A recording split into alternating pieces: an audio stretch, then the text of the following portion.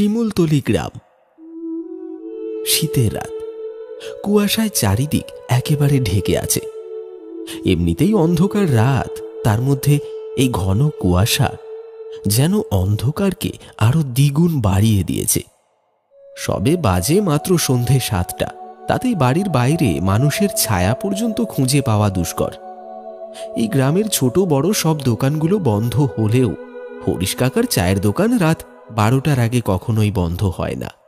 লোকটার শুকনো একহারা চেহারা, বয়স 50-এর কোঠায় পা দিয়েছে। তবে বয়স 50 হলেও লোকটি এখনো অবিবাহিত। পরনে একটা গেঞ্জি আর একটা টুকরো ধুতি।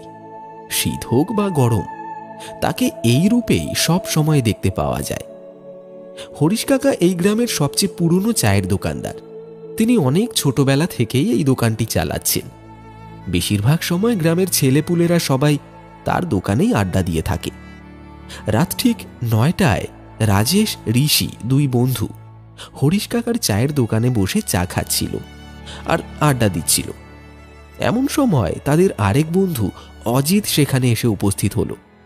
অজিতকে আসতে দেখে ঋষি তাকে উদ্দেশ্য করে বলল, কিরে অজিত, তোর আসতে এত দেরি হলো যে? তোর বিয়ে করার পর থেকে আসতে এত দেরি হচ্ছে, কি ব্যাপার বলতো? আরে বুঝছিস না, বউয়ের আঁচলের নিচ থেকে বের হতে চায় না। কি সব বলিস তোরা? নিজেরা যখন বিয়ে করবি তখন ঠিক বুঝবি। কাকা, 1 কাপ চা দিন তো।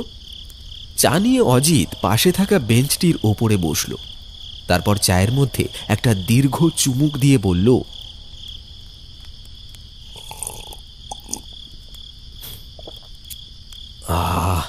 হরিশ কাকা, চাটা কিন্তু বেশ বানিয়েছো। হরিশ কাকার চা বরাবরই খুব ভালো হয়, সেটা সবাই জানে। তুই কথা ঘোরাচ্ছিস কেন সেটা বল। তুই বউকে বেশি ভয় পাস নাকি ভূতকে? বউকে তো ভয় পাই না, বাকি থাকলো ভূত। সেটাকে তো কোনোদিন চোখেই দেখিনি, শুধু গল্প আর কাহিনীতেই শুনেছি। তা বেশ বলেছিস অজিত, আসলেই আমরা তো কেউই কখনো ভূত দেখিনি, তাহলে ভূতের কথা শুনলেই এত ভয় লাগে কেন? হ্যাঁ, ঠিক বলেছিস। আচ্ছা হরিশ কাকা, আপনি কি কখনো ভূত দেখেছেন? বিয়ে কেন করেননি সেটা জিজ্ঞাসা করলে তো আপনি কিছুই বলেন না, কিন্তু ভূত দেখলে সেটা অবশ্যই আপনাকে বলতে হবে। হ্যাঁ কাকা, শোনান না একটা ভূতের গল্প। ঠিক আছে, তোমরা যখন এত করে বলছো তাহলে আজ তোমাদের একটা ভূতের গল্প শোনাবো আর ভূত দেখাবো। আমার যখন 10-12 বছর বয়স, তখন আমার বাবা মা দুজনেই একটি সড়ক দুর্ঘটনায় মারা যায়। আপন বলতে আমার এই পৃথিবীতে কেউ ছিল না। প্রথমে লোকেদের বাসায় চেয়ে চেয়ে খাবার খেতাম। কেউ খাবার দেয়, আবার কেউ দূর দূর করে তাড়িয়ে দেয়। তারপর ভাবলাম কাজ করব, কিন্তু ছোট বলে কেউ কাজ দিত না। বাবার দেওয়া ছোট্ট একটা বাড়ি ছাড়া আমার আর কিছুই ছিল না। এরপর আজ আমি যেখানে দাঁড়িয়ে আছি সেখানে একটা টেবিল আর একটা টুল নিয়ে চা বিক্রি করতে লাগলাম। সাথে স্কুলের পড়াশোনাও চালিয়ে যেতে লাগলাম। সকালে চা বিক্রি করে স্কুলে যেতাম, আবার স্কুল শেষ করে দোকানে বসতাম। অত্যন্ত অসহায় মানুষগুলো যে নিজের চেষ্টায় কিছু করতে পারে, সেটা এই নিষ্ঠুর সমাজকে আমি দেখিয়ে দিতে চেয়েছিলাম। আমি যখন 8ম শ্রেণী থেকে 9ম শ্রেণীতে সবে মাত্র উঠেছি, তখন নীরু নামে একটি মেয়ের সাথে আমার পরিচয় হয়। পরিচয় বললে ভুল হবে, মেয়েটি আমার সাথে একই স্কুলে পড়তো। আমি সেদিনের আগে মেয়েটির দিকে হয়তো কখনো খেয়াল করে দেখিনি। নীরুও আমার মতন অত্যন্ত অসহায় ছিল। তার মামাই তাকে ছোট থেকে বড় করেছে। সেদিন মেয়েটি আমার দোকানের সামনে দাঁড়িয়ে আমাকে একটা ডাক দিল। এই যে শুনছো? তার দিকে চোখ পড়তেই আমার বুকের ভেতরের মেশিনটা যেন হাই স্পিডে ঘুরতে লাগলো। তার ঘন কালো চুলগুলো মুখের ওপর দুলছিল, আর তার ভ্রুর মাঝখানের টিপ যেন তার সৌন্দর্যকে আরো বাড়িয়ে দিয়েছিল। আমাকে ডাকছিলে? হ্যাঁ, বলছিলাম স্কুলে যাবে না, চলো দুজনে একসাথে যাই। আমি যেন এমন একটা প্রস্তাবের জন্য প্রস্তুত ছিলাম না, তাই আমতা আমতা করে নীরুকে বললাম, হ্যাঁ হ্যাঁ যাব, ঠিক আছে চলো যাই। এতটাই অবাক হয়েছিলাম যে দোকান খোলা রেখেই নীরুর সাথে সেদিন স্কুলে চলে যাই। এরপর থেকে নীরু প্রতিদিন সকালে আমার চায়ের দোকানে আসতো। দোকানে বসে এক কাপ চা খেয়ে তারপরে আমাকে সঙ্গে নিয়ে স্কুলে যেত। ধীরে ধীরে আমাদের মধ্যে একটা প্রেমের সম্পর্ক তৈরি হয়। আমি নীরুকে যতটা না ভালোবাসতাম, নীরু আমাকে তার চেয়ে অনেক বেশি ভালোবাসতো। জানো তো হরিশ, তোমার হাতের চায়ে জাদু আছে। তুমি এই গেঞ্জি আর ধুতি পরে যখন চা তৈরি করো, তখন তোমাকে দেখতে না দারুণ মিষ্টি লাগে। সব সময় এরকমই থেকো। আমাদের দিনগুলো বেশ ভালোই কাটছিল। স্কুল শেষ করে আমি কলকাতা বিশ্ববিদ্যালয়ে চান্স পাই। ভালো একটা চাকুরির আশায় চলে গেলাম কলকাতায়। নীরুও দ্বিমত করেনি, সেও চেয়েছিল আমি ভালো একটা চাকুরি করে তারপর তাকে বিয়ে করি। এখন যেরকম ফোন আছে, তখন তো আর ফোন ছিল না। আমরা মাঝে মধ্যেই চিঠি আদান প্রদান করতাম। পড়াশোনার চাপে 1 বছর গ্রামে আসতে পারিনি। 1 বছর পরে যখন বাড়িতে ফিরলাম, পথে আমার সাথে দেখা হয় রঘুর। রঘু আমার বাল্য বন্ধু, একসঙ্গেই পড়াশোনা করেছিলাম আমরা। রঘু আমাকে দেখেই বলল, আরে কিরে দোস্ত, কেমন আছিস? এই তো রে, ভালো। তারপর তোর কি খবর বল? আমি ভালো আছি। আচ্ছা দোস্ত, তুই কি নীরুর বিষয়ে কিছু শুনেছিস? আমি তো এখন নীরুর বাড়ি যাচ্ছি। 3 মাস থেকে অনেক চিঠি লিখেছি, কিন্তু সে চিঠির কোনো উত্তর দিচ্ছে না। আরে নীরুর তো বিয়ে হয়ে গেছে পাশের গ্রামের প্রধানের ওই পাগল ছেলেটার সাথে। আর কি কি বলছিস তুই? এই না না না, তুই ভুল কিছু শুনেছিস। আমি এক্ষুনি যাব নীরুর কাছে। আরে হরিশ, আমার কথা তো শোন। আরে দাঁড়া হরিশ, দাঁড়া, আমার কথাটা শোন। রঘুর কথা শুনে আমার মাথায় যেন আকাশ ভেঙে পড়ল। আমার নিঃশ্বাস যেন বন্ধ হয়ে আসছিল। গ্রামের রাস্তা সন্ধে হয়ে এসেছে, আশেপাশে কোনো গাড়ি ঘোড়াও নেই। আমি পাগলের মতন দিশেহারা হয়ে নীরুর শ্বশুর বাড়ির দিকে ছুটলাম। আর বারবার একটা কথাই ভাবছিলাম, নীরু আমার সাথে এটা করতে পারলো? সে তো আমাকে ভালোবাসতো, তাহলে এমন কেন করলো? ছুটতে ছুটতে আমি গ্রাম প্রধানের বাড়ির সামনে এসে দাঁড়িয়ে পড়লাম। দাঁড়িয়ে দাঁড়িয়ে ভাবতে লাগলাম, আমার কি ভেতরে যাওয়াটা ঠিক হবে? না, ওর তো বিয়ে হয়েছে। এখন যদি আমার কারণে আবার শ্বশুর বাড়িতে কোনো গন্ডগোল বাঁধে। অনেক ভেবে আমি সিদ্ধান্ত নেই ফিরে যাব।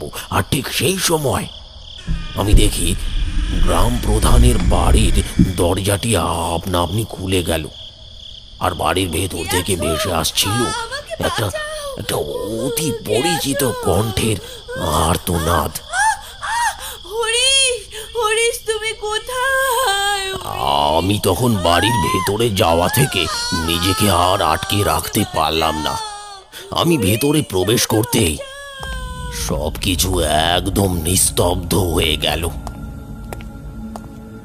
রাতের আধারে সব কিছু অন্ধকারাচ্ছন্ন। বাড়িতে কোনো আলো নেই, কোনো আওয়াজও নেই। আমার পায়ের আওয়াজটাই যেন বারবার আমার কানে এসে বাজছিল। আমি নীরুর নাম ধরে চিৎকার করতে লাগলাম, নীরু, তুমি কোথায়? হ্যাঁ দেখো, আমি এসেছি। তুমি ভয় পেও না, বেরিয়ে এসো, আমি তোমাকে নিতে এসেছি নীরু। আমার চিৎকারে এই ভয়ঙ্কর পরিবেশটার কোনো উন্নতি হলো না। আমার কথার কোনো প্রত্যুত্তর ভেসে এলো না।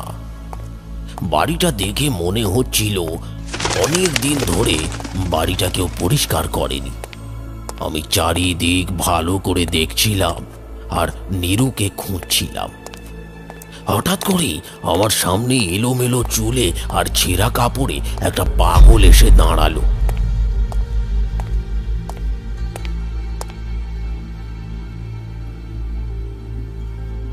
তারপর সে বলল, চলে যা, চলে যা, চলে যা এখান থেকে চলে যা, নইলে তুইও বাঁচতে পারবি না, তুইও বাঁচতে পারবি না। হঠাৎ এমন কিছুর জন্য আমি একদমই প্রস্তুত ছিলাম না। ভয়ে যেন আমার গলা শুকিয়ে গেল আর আমার শরীর ঘামতে লাগলো। পাগলটি কথাগুলো বলে ভয়ঙ্কর একটা হাসি দিয়ে ও অন্ধকারের মাঝে হারিয়ে গেল। আর আমি ঠায় দাঁড়িয়ে রইলাম সেইখানে। আমি শেষবারের মতন নীরুর নাম ধরে আবার ডাকলাম, নীরু, নীরু, তুমি কি এখানে আছো? নীরু! কিন্তু আমি তো স্পষ্ট শুনেছি নীরুর আওয়াজ। সে সাহায্যের জন্য চিৎকার করছিল। তাহলে কি আমি ভুল শুনেছি? মনের ভুল মনে করে আমি ফিরে আসার সিদ্ধান্ত নিলাম। আমি ফিরেও আসছিলাম, কিন্তু হঠাৎ করে কেউ পেছন থেকে আমার হাতটি টেনে ধরল। আমি সাহস পাচ্ছিলাম না পেছনে তাকানো। তারপরে নীরু মনে করে সাহস জুগিয়ে আমি পেছন ফিরে তাকালাম। আর তারপরে যা দেখলাম তা দেখে আমি ভয়ে মাটিতে পড়ে যাই। নীরু, তুমি? তোমার একই অবস্থা? তোমার এই অবস্থা কে করেছে? বলবো হরিশ, আজ তোমাকে সব বলবো। তোমাকে সব বলবো বলেই তো তোমার পথ চেয়ে বসেছিলাম এতদিন। আজ থেকে প্রায় 7 মাস আগের ঘটনা। আমি সেদিন পোস্ট অফিস থেকে তোমার চিঠি নিয়ে বাড়ি ফিরছিলাম।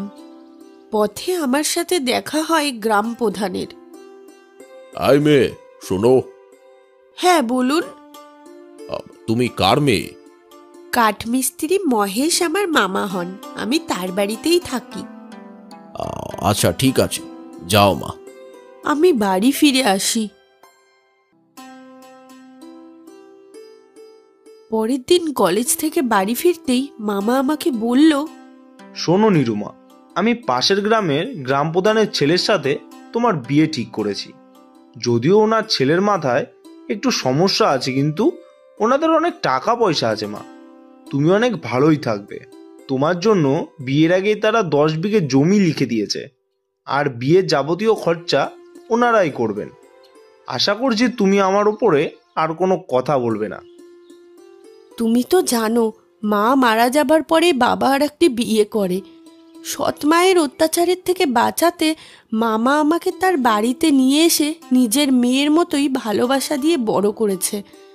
তাই আমি কিছুই বলতে পারিনি। পরের দিন আমার বিয়ে হয়ে গেল গ্রাম প্রধানের পাগল ছেলেটির সাথে।